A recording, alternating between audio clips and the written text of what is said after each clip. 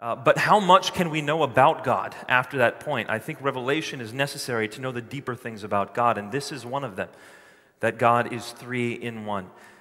Tied in with this concept then of Trinity is also the idea of the persons of God. What does it mean for Jesus to be the Son of God? What does it mean for God the Father to be the Father? These are different roles in the Trinity, and oftentimes people see the term Son and then impute inferiority to the Son. In a sense, that's accurate to do. So let me put together some Bible verses for you, because especially when I debate Muslims or dialogue with them, these issues come to the fore, as they did with me when I was a Muslim.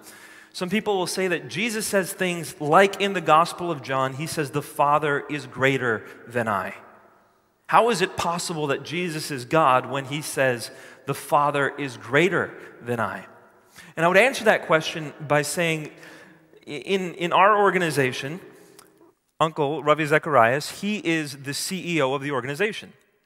He is greater than I am. I'm at the bottom of the totem pole, he's at the top. And right now I'm earning brownie points.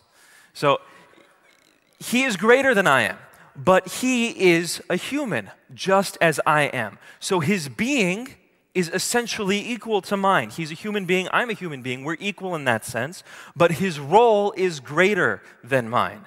And I'm inferior in that sense. So when Jesus says the Father is greater than I, the being is equal, the role is different.